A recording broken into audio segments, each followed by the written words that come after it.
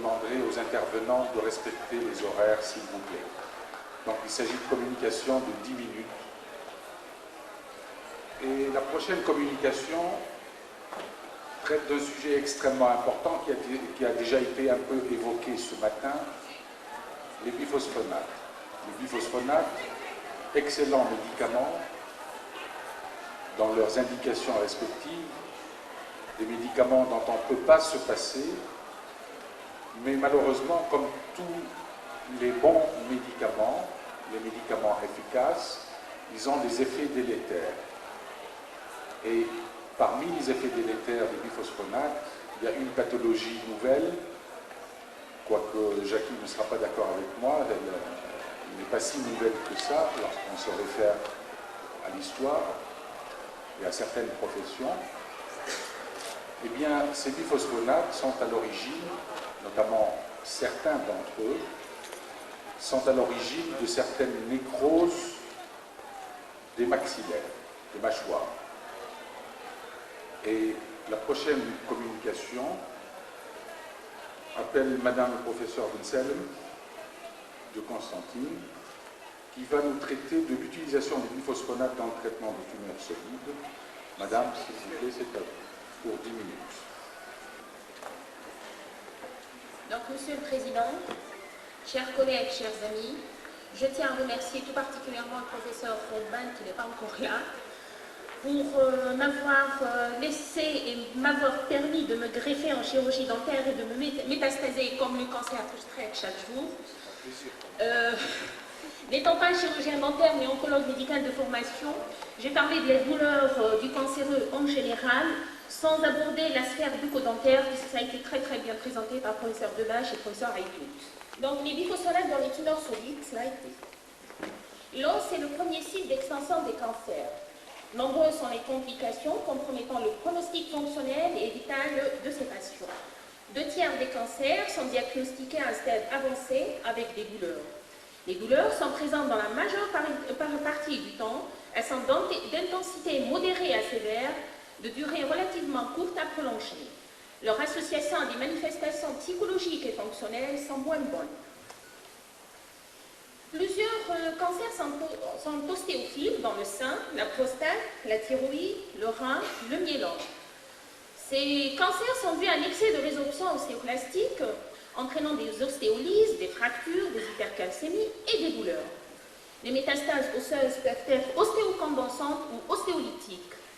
L'approche thérapeutique ne peut être qu'une concertation entre médecins généralistes, entre imageurs, oncologues, radiothérapeutes et orthopédistes, afin de minimiser les souffrances et maintenir une meilleure qualité de vie optimale pour le patient.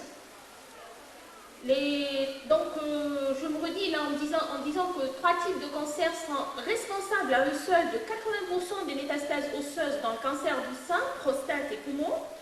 70% des métastases osseuses touchent la colonne ou le bassin et 10% sont retrouvés au niveau des os longs.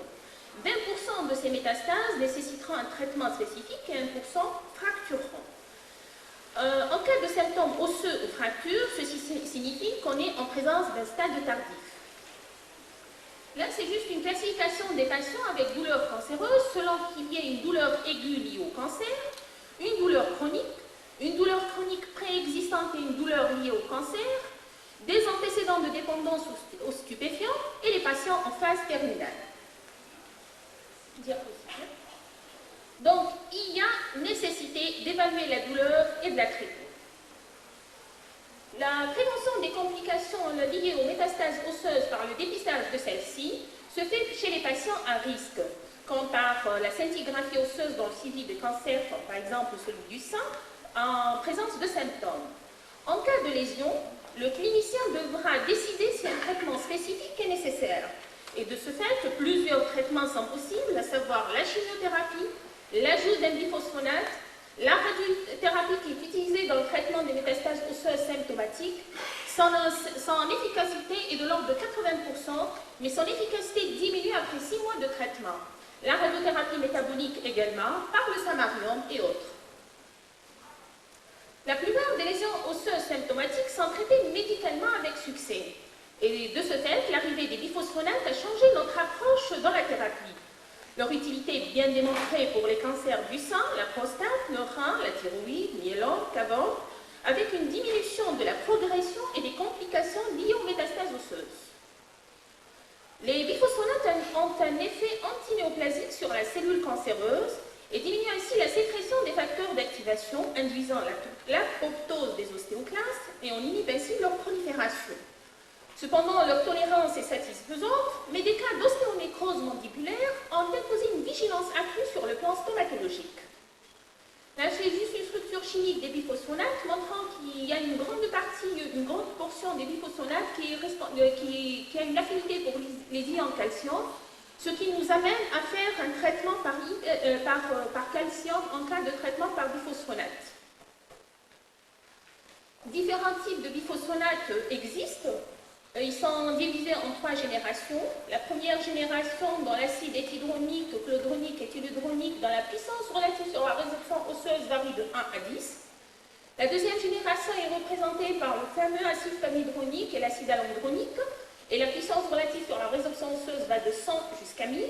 Cependant, la troisième génération est représentée par l'acide ibandronique, c'est l'ibandronate, l'acide isodronique et l'acide zolédronique, c'est le zométhane.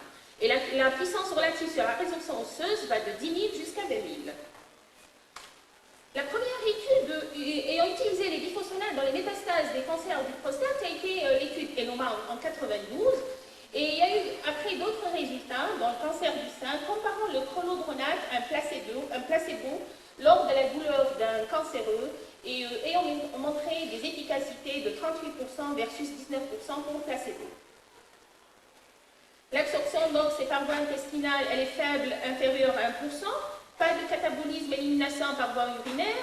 Cependant, il y a une très forte affinité pour la matrice minéralisée osseuse, ce qui entraîne une accumulation dans les sites de renouvellement osseux.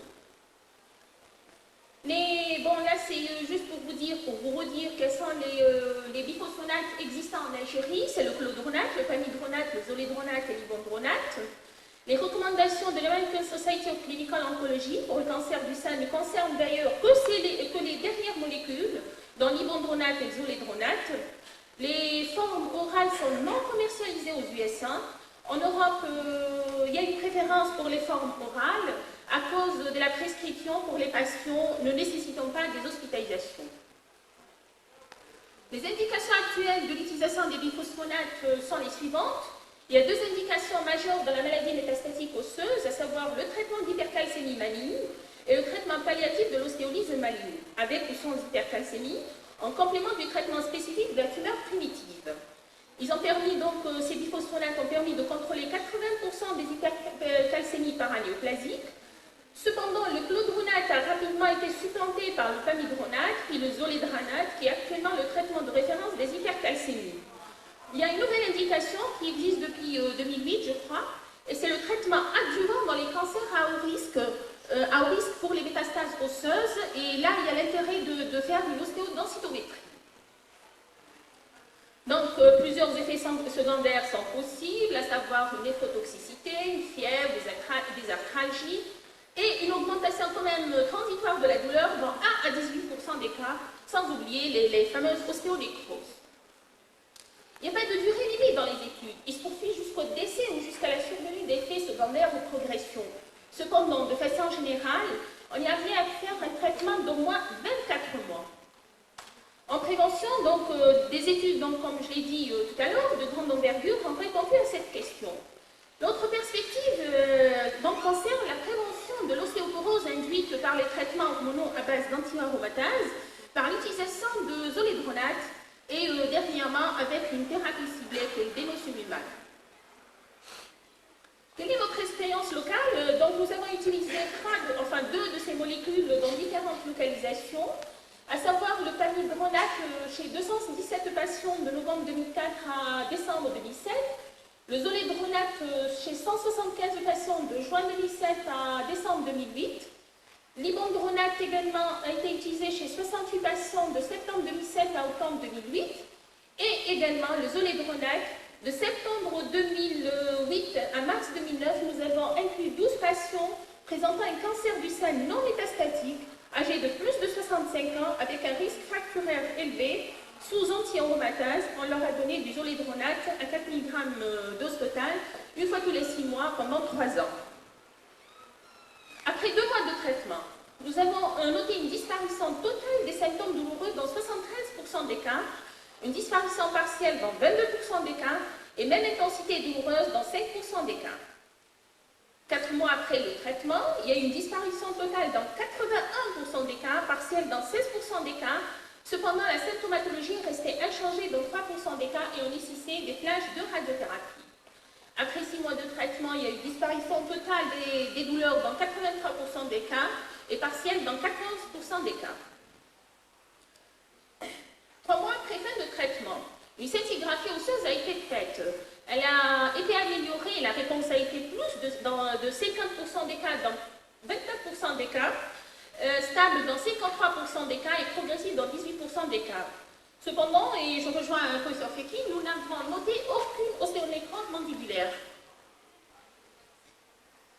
Bon, les biphosphonates, c'est une classe thérapeutique intéressante de par leurs propriétés pharmacocinétiques, mais aussi de par leur grande variabilité en termes de puissance d'effet. Leur tropisme, donc l'affinité spécifique au niveau de la biophase de l'os, permet d'optimiser les posologies et les schémas d'administration. La découverte donc de ces aminobiphosphonates dans le zoledronate, l'ibandronate et le pamidronate a permis des activités antinéoplasiques nouvelles, potentialisatrices des effets antitumoraux hormonaux des cytotoxiques. Comme conclusion, nous dirons que 4 millions de personnes à travers le monde souffrent chaque jour d'une douleur modérée à sévère à cause du cancer. La soulager devient l'impératif thérapeutique et qui permet de contrôler environ 90% de ces cancers. Traiter précocement la douleur en fonction du mécanisme qui la génère, évaluer l'efficacité thérapeutique a pour but de préserver une meilleure qualité de vie, de sauvegarder l'intégrité psychique et physique du patient. La prise en charge du patient cancéreux ne peut être que pluridisciplinaire et peut se faire qu'en agissant dans la concertation et en privilégiant toujours l'intérêt du patient. Je vous remercie. Et merci beaucoup d'avoir respecté votre créneau. Comme on vient de le voir, les biphosphonates, et comme j'ai essayé de le dire tout à l'heure, sont d'excellents médicaments lorsque leurs indications sont respectées. Je voudrais juste faire écho à une question qui a été posée ce matin concernant les biphosphonates par voie orale. Les biphosphonates qu'on prescrit habituellement pour la prévention de l'ostéoporose chez la femme. Et vous savez qu'il y a eu plusieurs recommandations dans ce domaine concernant les médecins dentistes, notamment pour l'implantologie. Et je regrette personnellement que le Zometa, qui n'est pas un biphosphonate par voie orale, c'est donc un biphosphonate par voie intraveineuse, qui est la molécule de référence pour les oncologues actuellement, notamment pour les métastases osseuses des cancers du sein, de la prostate et du poumon. Le Zometa, je l'ai constaté à 3 reprises au moins, est prescrit par certains rhumatologues dans le cadre de la prévention de l'ostéoporose. Je ne sais pas si notre collègue rhumatologue Eva, qui était là ce matin, elle pourra peut-être nous en parler, mais c'est regrettable parce que l'une de ces patientes me disait « Oui, j'ai demandé à mon rhumatologue de me prescrire un biphosphonate pour que ça aille plus vite et pour que j'ai tout de suite la bonne dose. » Et malheureusement, cette patiente, avec 3 injections de Zometa, 3 injections, donc en 3 mois, elle a développé une ostéonécrose de la mandibule. Donc, c'est ça, en fait, que je trouve regrettable, et c'est ce que j'ai essayé de dire tout à l'heure concernant la bonne indication des biphosphonate. Il ne m'appartient pas de dire ce qu'il faut prescrire pour un collègue rhumatologue ou oncologue, mais cette interdisciplinarité qu'on avait évoquée ce matin veut que, étant donné qu'on est tous concernés et on va tous dans le même sens pour le bien du patient, à partir du moment où il y a des molécules spécifiques, indiquées pour certaines pathologies, il faut essayer de préserver les molécules de référence pour les choses les plus importantes. Et je vous passe tout de suite la parole s'il y a des questions dans la salle. Je suis bombardé de questions lorsque j'évoque le problème des biphosphonates à Strasbourg ou ailleurs. Notamment concernant le mode d'action, l'éthiopathogénie des ostéonécroses, l'implantologie. Oui. C'est vrai que l'intérêt des biphosphonates dans les traitements cancéraux sont d'un intérêt certain, mais qu'il ne faut pas oublier qu'il y a un lien donc potentiel entre la prescription de ces biphosphonates et l'apparition d'ostéonécrose maxillaire, d'où l'intérêt d'envoyer vos malades avant la mise en route des traitements sous biphosphonates, donc pour la mise en condition de la cavité buccale. C'est pour ça que je n'ai pas repris cet aspect-là. Bravo de le rappeler et merci. Ça devient maintenant, d'ailleurs, ça fait partie des recommandations actuelles. Tout comme pour la prévention de l'ostéoradionécrose, dans le cadre de la prévention de l'ostéochilionécrose ou de l'ostéonécrose due au biphosphonate, une consultation pré-prescription est obligatoire maintenant. Il faut rechercher et éliminer tous les foyers infectieux d'origine dentaire avant la prescription. Et puis bon, je ne vais pas rentrer dans le détail, il y a plusieurs protocoles éventuellement d'interruption du traitement dans le cas où il y a une ostéonécrose ou dans le cas où on veut pratiquer un acte chirurgical chez certains patients, etc. C'était juste pour compléter le point de vue du professeur Aïdoun. On avait présenté justement l'année dernière aux journées de cancérologie justement la prise en charge du patient qui est sous biphosphonate. Et on avait mis l'accent justement sur la préparation pré-thérapeutique chez le patient. C'est considérer à la limite, pour faire passer l'information, considérer le patient comme étant un malade à risque. Voilà, donc le préparer en pré-thérapeutique, une mise en état de la cavité buccale qui est indispensable. Et ensuite se posent les questions, les recommandations là.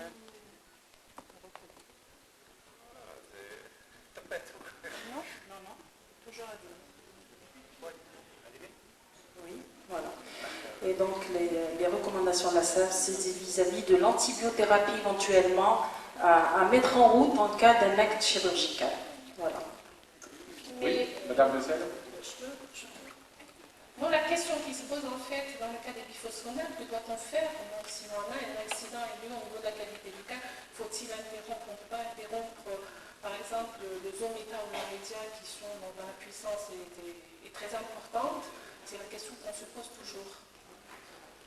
Faut-il arrêter? Faut-il compenser que la demi-vie plasmatique ou la concentration Oui, mais pour les quelques cas quand même qui ont été démontrés de façon mondiale, je vais dire, il y a eu interruption de traitement pour une période et reprise après, et si les mêmes symptômes persistaient, ils étaient obligés d'arrêter le traitement. Cependant, je voulais intervenir dans le sens où j'espérais que les chirurgiens dentistes interviennent dans ce sens. Et de ce fait, à partir de demain, ils vont être submergés par les maladies. Je vous l'assure. On en reçoit. Oui. Maintenant, on en reçoit d'une même. Oui. Et ce qui est bien, c'est qu'on les reçoit très souvent maintenant avant la mise en route du traitement. Professeur Samson. Je suis désolé de vous contredire un petit peu. Ne vous inquiétez pas, c'est son habitude. Non, mais c'est dans le sens du patient, parce que ce que vous avez expliqué, c'est justement ça. Et en fait, si vous demandez au patient ou qu'il le vit, l'arrêt des biphosphonates, il va revenir très rapidement parce que les douleurs réapparaissent. Or, l'arrêt du traitement, je parle avec les biphosphonates par voie IV, ne sert strictement à rien pour régler nos problèmes, enfin les problèmes bucco-dentaires. Parce que la demi-vie est tellement longue que vous n'obtiendrez aucune amélioration au point de vue bucco-dentaire. Je parle de la situation et du risque. Donc pourquoi pénaliser le patient qui est victime déjà d'un ennui? Ça, je vous le garantis, par expérience. Au début, tout le monde systématiquement arrêté, et moi j'ai dit tout de suite le contraire parce qu'il y avait la demi-vie, et puis surtout je voyais ces patients, le premier que j'ai eu était grabataire. Il a eu une seconde vie avec les biphosphonates. Et c'est lui qui m'a dit, vous ne les ferez jamais arrêter. Et je me suis dit, il a raison. Voilà, c'est tout. Et pour revenir sur le traitement préventif et tout ça, je vous mets en garde quand même, ça ne règle pas tous les problèmes. Parce que nous avons justement fait cette chose-là. Et au vu des cas, puisque si vous avez un traitement, il faudrait attendre la cicatrisation osseuse parce que dès la première injection de Zometa, vous avez un blocage complet du remaniement osseux. Et vous pouvez voir vos alvéoles, si vous avez fait, on a des cas où l'ostéonécrose est secondaire à des extractions qui ont été faites avant la première injection. Donc, si on voulait être logique, il faudrait attendre la cicatrisation osseuse, c'est-à-dire 6 mois, pour faire le traitement. Eh bien, vous ne pouvez pas demander à certains patients d'attendre 6 mois. Et donc, je crois que ça aussi, il faut comprendre et voir les choses différemment. Et ce qu'on a dit sur la prise en charge des ostéonécroses, surtout au début, était d'une stupidité rare. C'est-à-dire, ne faites rien, n'y touchez pas. Moi, je n'ai pas fait des études pour regarder le patient mourir. Donc, j'y ai touché et on a démontré avec quelques-uns que justement, certaines ostéonécroses dues au biphosphonate IV, je ne parle pas des autres, eh bien, on pouvait les contrôler. Et on les contrôle le plus souvent, je vous garantis. Et donc, si vous laissez un foyer infectieux évoluer, vous allez à la catastrophe. Je peux vous le garantir. Mais c'est un sujet très intéressant. Et en fait, parce que nous, on a travaillé avec... il y a une équipe qui s'est constituée, pluridisciplinaire, avec les pédiatres, les endocrinos et les orthopédistes. Pour l'instant, ça se limite aux patients atteints d'ostéogenèse imparfaite qui est appelé à subir un traitement biphosphonate. Et donc, ils nous orientent leurs malades. Cependant, les oncologues, jusque-là, ils ne nous adressent pas leurs malades. Et donc, c'est pour transmettre le message. Merci, madame.